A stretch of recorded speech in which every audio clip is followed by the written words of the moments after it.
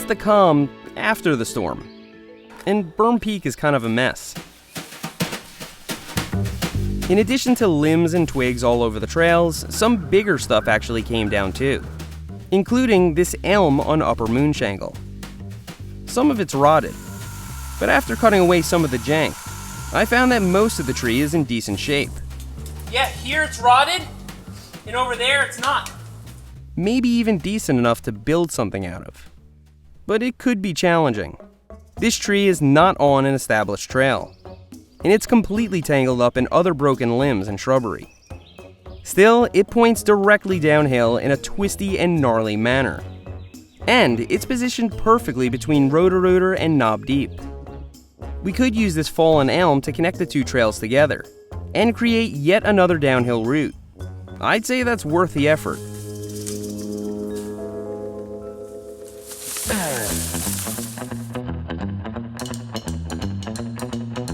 After the elm, the trail cuts back along the hillside and links up to the infamous Knob Deep. Alexander should be able to handle all that clearing in just a few hours. But I have my work cut out for me around the elm. It took out some limbs on the way down and settled on a big pile of existing debris.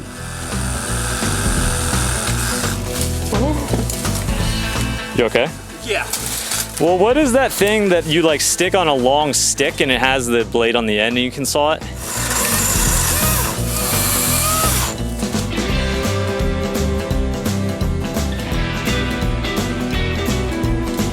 Our plan is to use as much of the elm as possible to build a skinny bridge. We did this previously on the Snake Pit line, but that was with a series of straight tree trunks that we dragged over using a winch. This project is different in that we're using this elm exactly where it lies.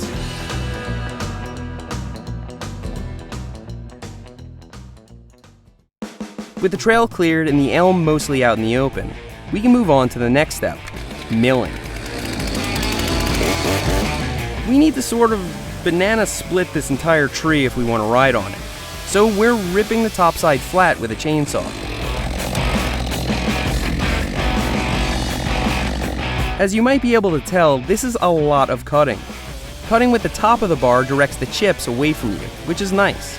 But in some spots, I find it easier to work the saw using the bottom. This is kind of like positioning your face directly in front of a wood chipper.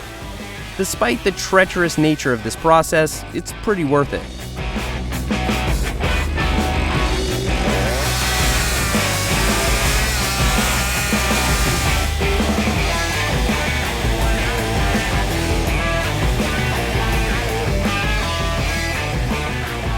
Our tree ended up looking mighty good, and cutting it open gave us a better idea of which parts were still usable. So in the off chance that this thing wants to slide down the hill, I have to put a couple of stakes in and leg it in place. Now that we know what we're working with, it's time to stabilize this tree. Not only does it shift around on the debris it's sitting on, but it also has the potential to slide down the hill. So I'm cutting notches in the side and using some long stakes to keep it located.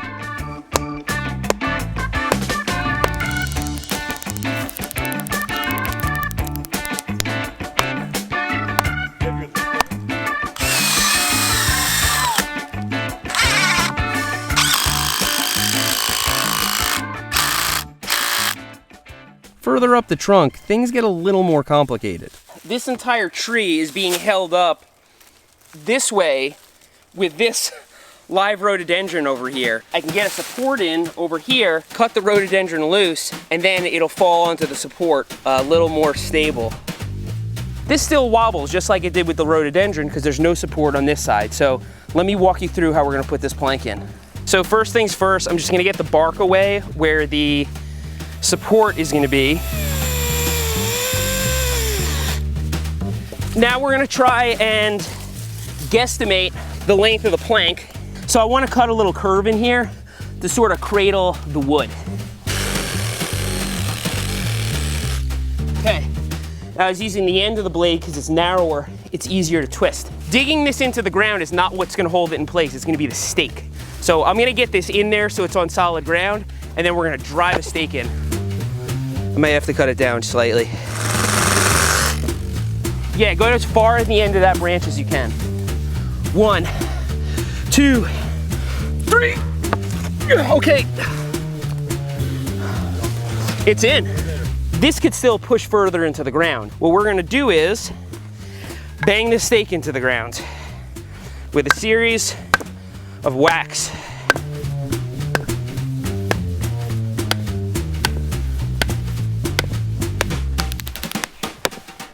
Okay.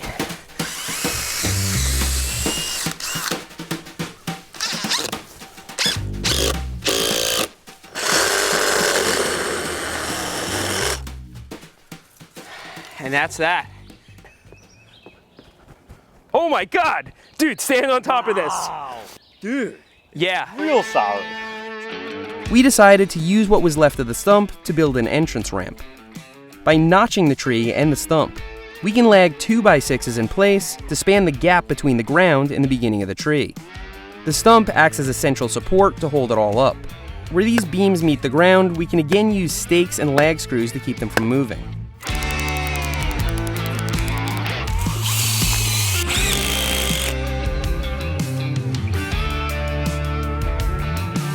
On the other end of the tree, we're building an off-ramp that points directly down the trail. I really don't want this as part of the skinny because it's just gonna keep spreading. It's gonna keep getting bigger and bigger. It's gonna fill with water. So I think we're gonna have to end her right there. No, this skinny line will not have a jump at the end.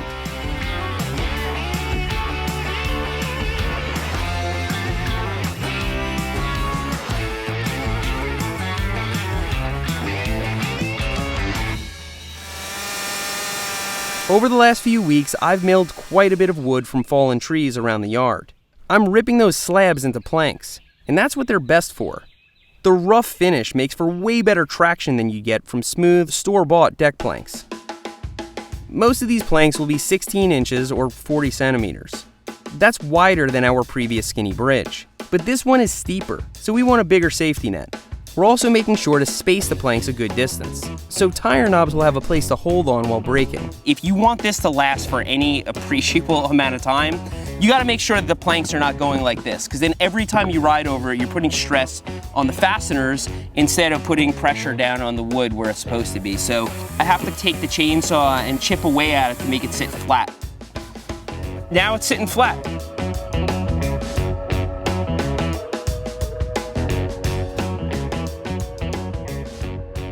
So over here, the tree is still really strong and it's got plenty of girth to it, but it's very narrow. So these planks are kind of hanging off the end really far. And because this is a turn, it's very likely that people are gonna take the outside line. I don't want screws ripping out. So on these kind of essential planks around the turns, I'm gonna use lag screws so that we go really deep into the timber and give it some extra strength. So I'm gonna use this paddle bit to just give a tiny recess.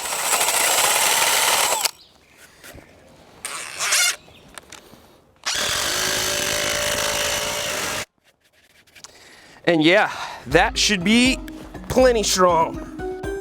As we make our way towards the end, things get kinda hairy. So I'm gradually increasing the width of each plank, so the turns aren't so dangerous. As we get to the off-ramp, the planks widen to 20 inches. That's narrow enough to be spicy, but not downright evil.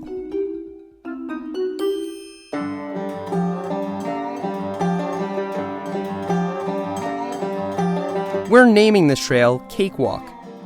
We also named the feature itself Elm'r Fudd. I wanna hit this already. I love me some skinnies. Send it. Yeah.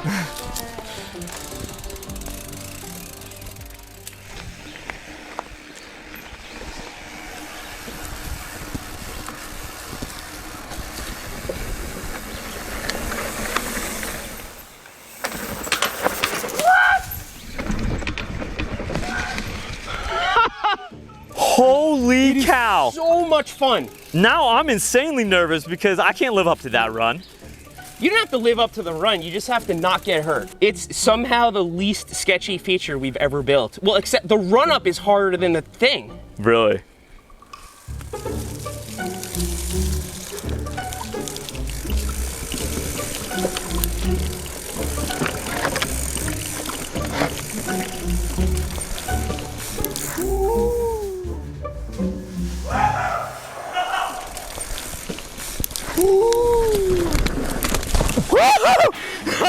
You almost gave me a heart attack.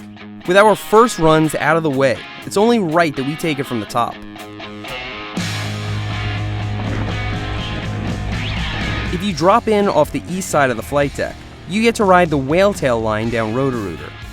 The trail continues towards the pecker jump, then plunges into upper Moonshangle thickets. Take a left to drop into Cakewalk. Dropping in here.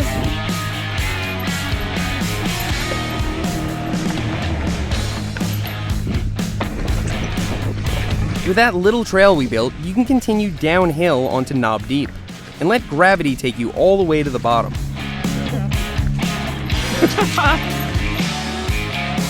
Drop in off the west side of the flight deck and you can ride Woodpecker. Into Snake Pit. Onto Grandpa Strength. And into the Shangle Connector. That dumps you directly into Cakewalk. And although it's the same feature, it's a totally unique route.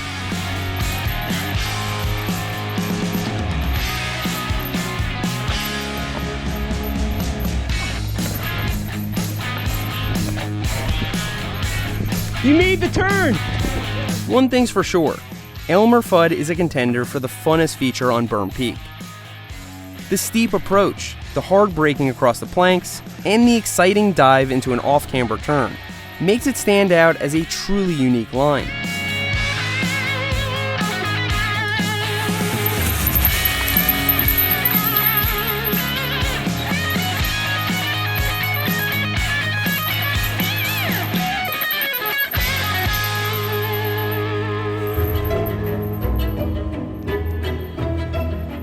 I kinda wish this tree was a white oak or black locust so it could last more than a few years.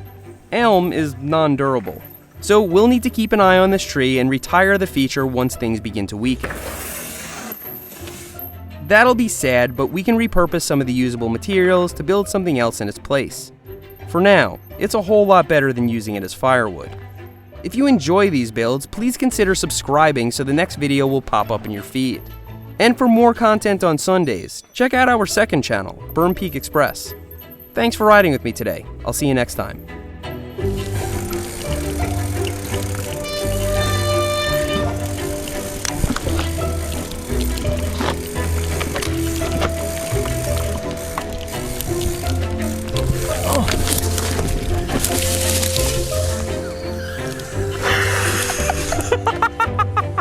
Why do you keep taking that line? I'm so concerned with the exit, I can't look ahead.